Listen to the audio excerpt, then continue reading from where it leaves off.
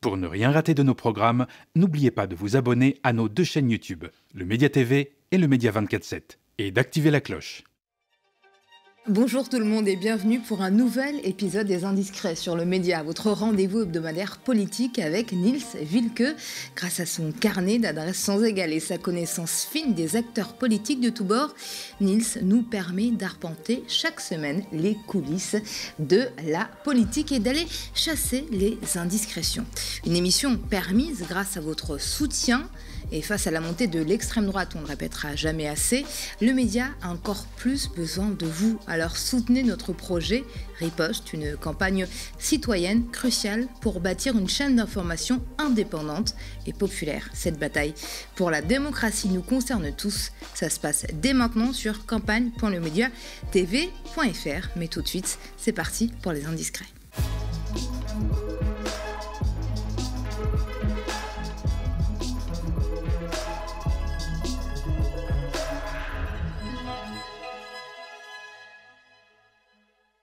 Au sommaire, cette semaine, Macron versus Retailleau. La guerre est déclarée.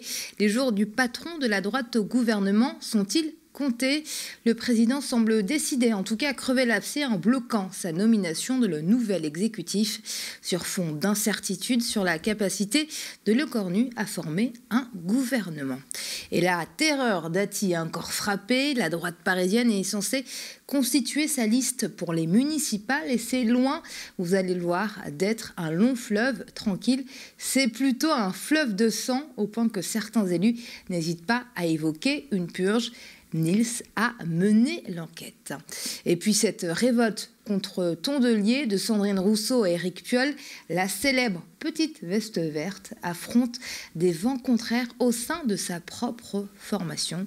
On va en parler dans cette émission. Bonjour Nils. Salut Amira, salut à toutes et à tous. J'espère que tu vas bien. Très bien, et toujours en chair et en os sur le média désormais. Alors il paraît, je viens de le dire, que le torchon brûle beaucoup entre Macron d'un côté et Retailleau de l'autre. Ça fait l'objet de tous les conciliabules et de toutes les petites discussions dans le milieu politico-médiatique cette semaine. Il faut dire que c'est pas nouveau, cette guéguerre entre Emmanuel Macron et Bruno Retailleau. Ça fait un moment déjà que le patron de la droite, qui est aussi donc ministre de l'Intérieur, titille notre président. On avait parlé notamment dans cette émission et dans le média, sur le média du dossier algérien. Mais cette fois, la guerre semble bel et bien déclarée au point Emmanuel Macron ne souhaiterait pas renouveler le bail de Retailleau, place Beauvau, dans le cadre de ce remaniement. Ça, c'est selon mes informations. Alors, l'intéressé qui souhaitait, disait-il, par-dessus tout rester, a semble-t-il acté cette fois qu'il pourrait être débarqué. Regardez-le sur RMC, c'était il y a 3 jours. Vous restez ministre de l'Intérieur, Bruno Retailleau? Pas automatiquement. Certainement pas. C'est mal me connaître. Alors, qu'est-ce que vous demandez? Qu'est-ce qui ferait que vous ne restiez pas? Ce qui ferait que je ne resterai pas, c'est qu'on s'embourbe dans la magouille politique et qu'on n'écoute pas les Français. Moi, je pense qu'il y a évidemment une assemblée, un paysage politique est morcelé. Mais quand vous écoutez les aspirations des Français, il y a une majorité nationale. Sur mes sujets régaliens, 70% trouvent qu'il y a trop d'immigration. Encore plus pensent qu'il n'y a pas suffisamment de sécurité. 80% des Français désormais pensent qu'ils contribuent plus à notre système social qu'ils en bénéficient. On vient de le voir, Nils, il y a de l'orage dans l'air, c'est peu de le dire, mais qui sont les responsables de cette tension entre Macron et Retailleau? Alors Bruno Le Maire parlait de cloporte en son temps, en parlant de l'entourage d'Emmanuel Macron. Cette fois, c'est plutôt la bande du Bellota. Ils sont de retour, ils veulent bouffer Bruno Retailleau. Alors il s'agit de Lecornu, Solaire, Édouard Philippe et Gérald Darmanin. C'est ce que me confie un conseiller politique LR. Alors le Bellota, tu vas me dire qu'est-ce que c'est. C'est un restaurant espagnol, on y mange très bien d'ailleurs à Paris, rue Jean-Nicot, donc c'est à quelques rues de l'Assemblée nationale, pour ceux qui ne connaîtraient pas. Et c'est là que les petits-enfants de la Chiraki se réunissaient en 2017 pour préparer leur campagne pour la prise du pouvoir à droite en 2017. Alors Lecornu en était, tout comme Darmanin, Bruno Le Maire parfois aussi venait boire un petit verre, mais aussi Édouard Philippe. Alors en principe à l'Élysée, ce devait être François Fillon, ou Alain Juppé. Et puis patatras, hein, on le sait, c'est Emmanuel Macron qui a réalisé le hold-up du siècle sur la Ve République et il a nommé contre toute attente Édouard Philippe. Et d'ailleurs, ce dernier a tenu sa promesse puisqu'ils ont fait un pacte en fait lors de leur petit dîner ou de leur déjeuner dans ce restaurant. Et donc il a embarqué tout ce petit monde au gouvernement, notamment Darmanin et Lecornu qui sont montés en grade. Mais cette fois, ils ont faim de Retailleau, pas de jambon patate negra, c'est ce que m'explique ma source de droite. Et il y avait qu'à voir d'ailleurs la mine réjouie d'Édouard Philippe sur TF1 en début de semaine, qui se félicite des qualités de son ancien poulain Lecornu, désormais à Matignon. Regardez. Ce poste de Premier ministre, vous le connaissez, vous l'avez connu. Vous connaissez aussi le nouveau Premier ministre, Sébastien Lecornu. Pensez-vous qu'il a les qualités requises face à cette tempête ? Il va avoir une tâche très difficile. Je le connais depuis longtemps, parce qu'il est élu en Normandie, comme moi, parce que nous nous connaissons depuis bien avant 2017. En 2017, je l'ai proposé au président de la République pour qu'il rentre dans le gouvernement que je dirigeais. C'est un homme qui est jeune, mais qui a pris beaucoup de densité au ministère des Armées, je trouve. Et qui sait discuter. Voilà, c'est toute la Normandie connexion, hein, Mira, toute cette petite bande de l'Eure qui se connaît de là-bas. Il n'y a pas de hasard, puisqu'on en parlait la semaine dernière, hein, Lecornu a aussi connu un certain Benalla en Normandie. Voilà, donc c'était le sujet de l'émission, notamment la semaine passée. Alors il y a donc cette petite connexion, et à côté il y a Retailleau, j'ai envie de dire, c'est un peu devenu l'homme à abattre, en tout cas politiquement. En tout cas politiquement, oui, restons prudents. Dans le même temps, on entend chez cette bande une petite musique, hein, Retailleau, il est fatigué, vous ne trouvez pas, hein, c'est ce que me demandait l'air de rien un conseiller ministériel dernièrement que j'ai consulté pour préparer cette émission. Tout est bon pour décrédibiliser le locataire de la place Beauvau, dont il faut bien dire que les débuts sont poussifs et le bilan au bout d'un an, effectivement place Beauvau plutôt famélique. Alors l'autre argument d'une partie des rivaux de Retailleau est idéologique, hein, celui-ci pour eux le Vendéen est un réac pur et dur, je cite, notamment sur les questions de société. Il déteste les personnes LGBT, hein, c'est ce que m'explique ma source qui rappelle notamment que son cabinet a fait barrage à toutes les candidatures de personnes gays. C'est ce qu'avait révélé aussi le magazine Society lors de la nomination effectivement de Bruno Retailleau. En cela, donc, cette bande du Bellota à droite toute s'est trouvé un point commun avec les Insoumis. Hier encore, Mélenchon a fustigé le danger Retailleau. Regardez, c'était ébouriffant. En réalité, cet homme est une provocation ambulante. Et le président de la République ferait bien de le ramener à la raison. Qu'a-t-on à faire d'un dirigeant politique national qui passe son temps, vous avez vu à quoi, exciter les uns contre les autres, à se taire quand il y a certains crimes islamophobes ou racistes qui n'ont pas l'air de le déranger plus que ça, ensuite nous met en cause. Je vous invite tous aussi à la maîtrise. Voilà, donc si Mélenchon fait cette sortie, ce n'est pas par hasard. Hein. Jean-Luc a compris qu'il y a un problème Retailleau au sein de l'exécutif. Effectivement, et puis le patron de LFI réclame toujours la destitution d'Emmanuel Macron et sa formation a d'ailleurs déposé une nouvelle motion à l'Assemblée. En tout cas, dans tout ça, Retailleau, il n'a qu'une seule envie, c'est de rester à Beauvau. Ça l'embêterait de partir. Bah oui, c'est ce que me confie un cadre LR, hein, parce que s'il part, c'est le retour à l'anonymat. Il est vrai que le charisme ne fait pas partie des grandes qualités de Bruno Retailleau, hein, du nouveau champion de la droite.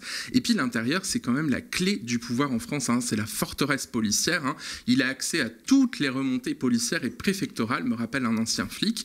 Chaque matin, notamment, il reçoit sur son bureau une note du préfet de police sur les interventions pendant la nuit concernant les VIP et notamment les journalistes, hein. Excès de vitesse, voies de fait, ceux qui boivent plus de raison, enfin voilà, il reçoit tous ces petits renseignements et ça évidemment avant une campagne, c'est vital.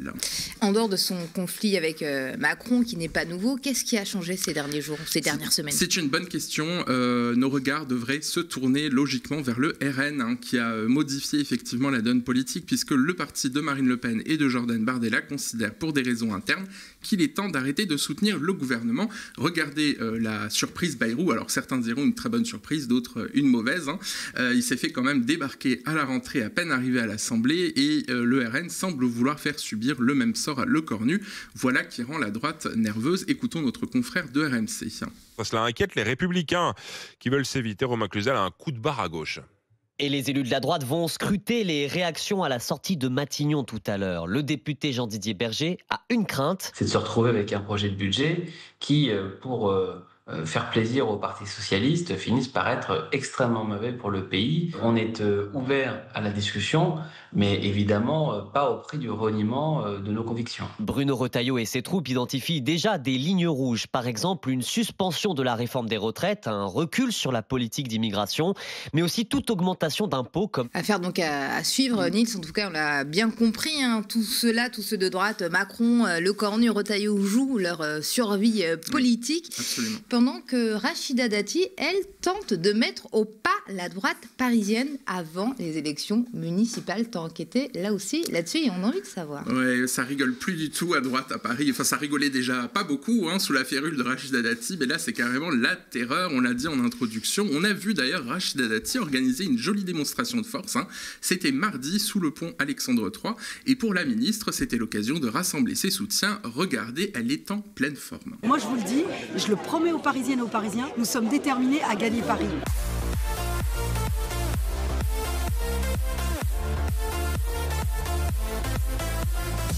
Pour une fois, Paris va se gagner avec les Parisiennes et les Parisiens. C'est pas une question de siège, c'est pas une question de mandat, c'est une question d'alternance. Ils veulent un nouveau Paris. Voilà, donc en apparence tout va bien, des bisous, des bisous, des bisous, des saluts, des grands sourires, et vas-y que je te fais des accolades. En apparence, effectivement, tout est parfait, mais le même jour, on apprenait que Rachida Dati était visée par une enquête à la suite des signalements sur ses bijoux que la ministre de la Culture démissionnaire aurait omis de déclarer à la Haute Autorité pour la transparence de la vie publique. Ça fait suite aux révélations effectivement de Libération. La justice va donc vérifier, on le rappelle, la liste avancée par le journal Libération comportait 19 bijoux offerts par l'ancien PDG d'EDF, l'homme d'affaires Henri Proglio, compagnon entre 2007 et 2024 de la ministre de la Culture démissionnaire, dont par exemple une montre Chopard à 32 000 € ou un bracelet Chaumet or rose et diamant à plus de 20 000 €. Or, la loi impose à tout nouveau ministre la déclaration des valeurs supérieures à 10 000 €. En réponse, les avocats de Rachida Dati affirment que la valeur des bijoux a baissé depuis leur achat. Et des sacrées révélations, parce qu'on ne parle pas de centaines d'euros. Là, ce serait 400 000 € de bijoux tout de même. Mais ils sont très très beaux, parce que Libération a fait effectivement le détail des bijoux, ils sont absolument magnifiques, et puis tout ça évidemment a un prix. Et comme les emmerdes, ça vole souvent en escadrille, comme disait le regretté Jacques Chirac, la veille, on apprenait aussi que la ministre avait perdu son procès en diffamation contre le Nouvel Obs. Franchement, c'est pas de chance. Et dans cette enquête, l'hebdomadaire révélait une autre affaire. Pourquoi l'élu avait été mise en examen en 2020 pour corruption et trafic d'influence, s'il te plaît. Dans le cadre de l'affaire Renault, elle aurait perçu une rémunération de 100 000 € par an entre 2010 et 2018 d'un mystérieux homme d'affaires, je cite, ayant investi dans le secteur énergétique avec l'Azerbaïdjan et le Qatar en toile de fond, et ce alors qu'elle était eurodéputée au sein de la commission énergie. Elle risque gros. Ça fait beaucoup de casseroles quand même. Ouais, mais pas de quoi décoiffer la ministre. Elle s'affiche d'ailleurs tout sourire sur Instagram pour ses journées européennes du patrimoine ce week-end. Regardez. Alors je vous invite aussi à venir au ministère de la Culture qui ouvre aussi ses portes. Donc tout est ouvert et c'est sans réservation et c'est gratuit. Vous pouvez voir mon bureau, qui est le bureau du ministre de la Culture, avec le bureau, c'est-à-dire que le mobilier en lui-même, qui est le bureau d'André Malraux. Vous pourrez le voir et le découvrir avec un patrimoine d'époque historique, mais aussi moderne, qui s'est adapté aussi à l'histoire de notre pays, mais aussi tous les salons de ce magnifique ministère. Et vous voyez, ministère de la Culture, magnifique patrimoine, Conseil d'État, magnifique patrimoine, le Conseil constitutionnel, magnifique patrimoine, et puis je parlais de paysage tout à l'heure, les jardins du Palais Royal, qui sont aussi magnifiques. Donc n'hésitez pas, allez partout en France, et en particulier au ministère de la Culture, où j'aurai peut-être la joie de vous accueillir et de vous faire la visite patrimoniale et historique. Voilà, donc tout est magnifique, le ministère de la Culture magnifique, le Conseil d'État magnifique, les bâtiments sont magnifiques, il faut profiter des jardins et effectivement les participants, les touristes qui viendront visiter le ministère auront peut-être même la chance de la voir. Elle ne précise pas si elle portera ces fameux bijoux. Et samedi dernier, en tout cas, elle a été vue au Forum des associations du 7e arrondissement de la capitale, dont elle est maire. Et puis dis donc, elle a été vue avec Barnier, cette fois un revenant, pour le soutenir à la législative partielle dans la 2e circonscription qui doit se tenir donc fin septembre prochain. C'est le Parisien qui a levé ce lièvre. Alors finalement, les deux rivaux ont trouvé un accord avec la direction des LR et en particulier avec Retailleau. Barnier la soutient pour la mairie de Paris, Retailleau aussi, et elle lâche les législatives puisqu'elle avait quand même fait pression et menacé de se présenter à la place de Barnier. Elle est pas belle, la vie, franchement. Elle a obtenu gain de cause, quoi. Voilà, c'est ça. Elle est comme ça, Rachida Dati. Regardez la réaction de ses ennemis à droite quand elle avait annoncé qu'elle songeait donc aussi à se présenter aux législatives cet été. On retrouve un vieux rival hortefeux qui a quand même manifestement un peu les chocottes face à sa petite camarade. Regardez ça. Et est-ce que vous êtes heureux qu'elle soit candidate à la mairie de Paris ? Je ne suis pas électeur à Paris. Vous vous en sortez pas mal. Mais c'est du Rachida Dati tout craché, non ? C'est le mot. On en veut plus, Brice Hortefeux. Donc non, vous ne la portez pas dans votre cœur. Ah non, je pense le cœur avec Rachida Dati, c'est quelque chose de très secondaire. Donc non, mais c'est bien qu'on soit arrivé à l'union. C'est bien qu'on soit arrivé à l'union, ça c'est important. Oui, voilà, donc on se rappelle effectivement qu'elle l'avait menacé par SMS en le traitant de facho quand ils étaient ministres de Sarkozy à l'époque. Et donc on se dirige effectivement vers une répartition des rôles avec Barnier à l'Assemblée et Dati à la mairie de Paris pour verrouiller évidemment la capitale après l'ère Hidalgo. Alors il y a une petite fête avec tout ce beau monde, mais il y a eu beaucoup d'absents. Dis-nous, ce sont lesquels, Nils ? Oui, ce sont surtout les absents qu'il faut relever. Alors il y avait les maires des 3 arrondissements, Jeanne d'Auxerre, Geoffroy Boulard et Jérémy Redler pour les Parisiens.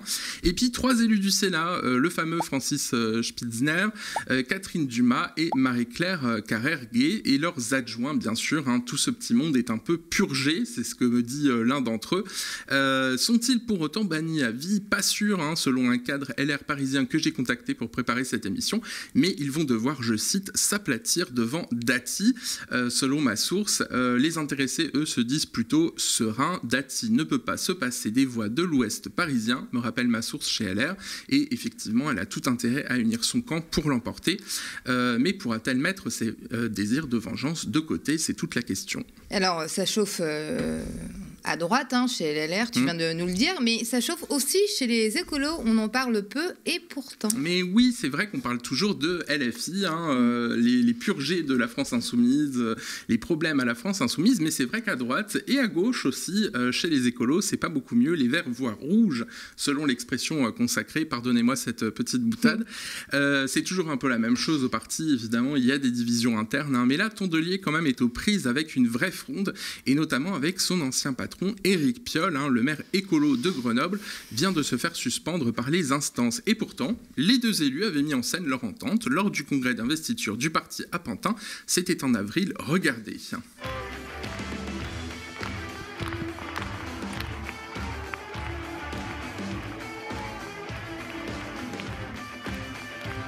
Voilà, des bisous, des câlins devant les caméras. Tondelier avait dit dans son discours « Réservons nos flèches et nos attaques à nos véritables adversaires politiques », en référence évidemment au désaccord en sein de la gauche. Coucou le PS, coucou la France insoumise.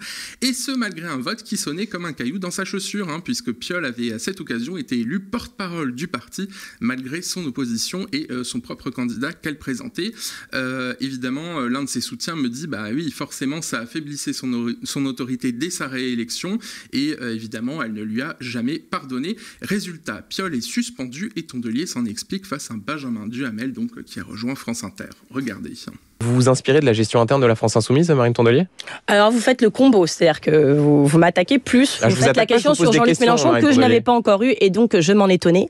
Écoutez, ah oui, ça c'est votre grande technique. Dès qu'on pose une question qui vous plaît pas, vous dites ça je m'y attendais. Ouais. Bah, comme d'habitude. Pour ce qui est de Monsieur Piolle, c'est une décision du Conseil de discipline du parti qui ne remet pas en cause la présomption d'innocence de Monsieur Piolle, qui acte qu'il refuse de prendre la parole sur le sujet et de nous expliquer ce qu'il en est, ce qui est aussi son droit.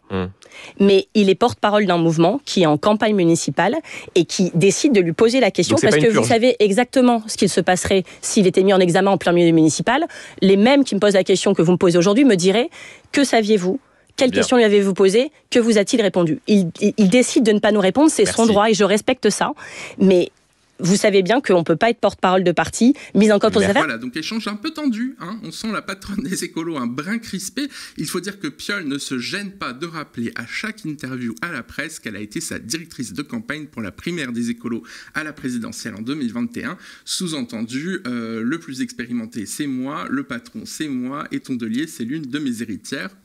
Ok, donc là, on l'a vu, il y a un drama chez les écolos, tout le monde en a entendu parler, les journaux, la télé en parlent, mais vraiment, ça remonte à quand, ce différend entre Tondelier et Piolle? Alors effectivement, hein, je suis allé fouiner un petit peu, il faut remonter au mois de janvier. À l'époque, Marine Tondelier est à Grenoble et elle s'engueule en fait en pleine nuit avec Éric Piolle, puisqu'ils essayent de solder effectivement les comptes entre eux. Alors lui sent qu'elle veut éviter qu'elle lui fasse trop d'ombre, et juste après, Piolle se plaint d'avoir été viré des groupes Telegram et WhatsApp du courant majoritaire des écolos par la direction auquel il appartient pourtant. Et effectivement, le maire de Grenoble accuse Tondelier d'étouffer, je cite, le débat interne. Heureusement, un miracle, leur courant respectif s'appelle le collectif. Je la soutiens comme secrétaire nationale. Hein. Effectivement, vous l'avez dit, c'était ma directrice de campagne. Je l'ai ensuite soutenue quand elle a souhaité se porter candidate pour être chef des Verts, des écologistes. Et je la soutiens toujours. Je pense que voilà, elle vraiment amène une dynamique, une sincérité, un état d'esprit qui est plutôt favorable pour l'écologie politique. Nous avons une divergence parce que je pense que nous devons construire des équipes, cultiver aussi notre expérience.